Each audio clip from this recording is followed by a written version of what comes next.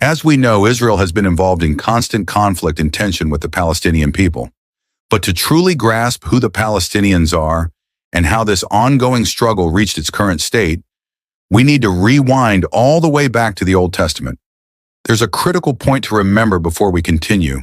God made a covenant with the Israelites, his chosen people, promising that even though he would judge them in the last days of the Old Testament, he would always be their God and, in the end times, would bring them back to their homeland, just before Jesus returns to establish his millennial kingdom.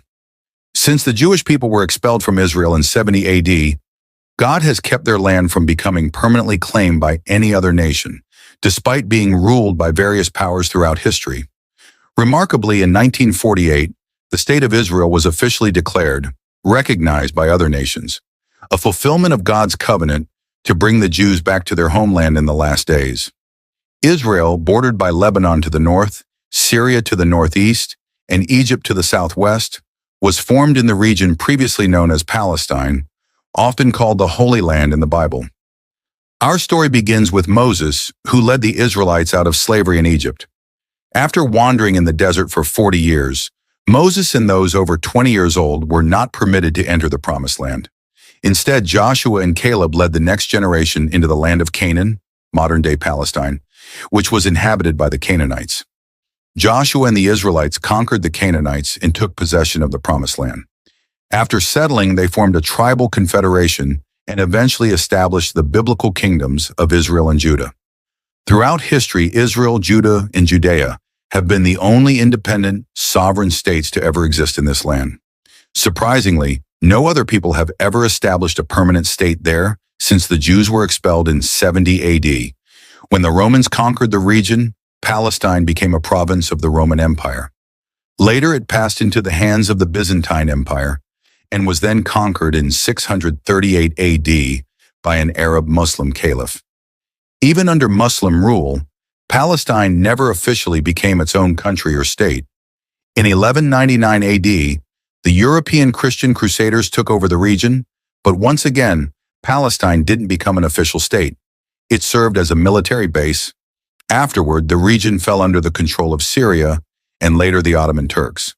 World War I brought more change, and after the defeat of the Ottoman Turks, the British took control of Palestine. Yet through all these changes, Palestine was never officially declared a country. In the 1850s, Jews began returning to Palestine in small numbers. At that time, the land was desolate and largely uninhabited. The returning Jews began to cultivate and rejuvenate the land, making it bloom again. This revitalization attracted Arabs from neighboring nations, who also began migrating to the area. This blending of cultures, as well as the transformation of the land, laid the foundation for the modern conflict.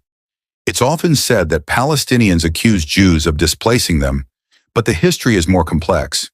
The Jews returned to Palestine in the 1850s, reviving the land through agriculture. Arabs began migrating afterward, drawn to the region's newfound prosperity. When World War II erupted in the 1930s, more Jews fled to Palestine, especially after the horrors of the Holocaust.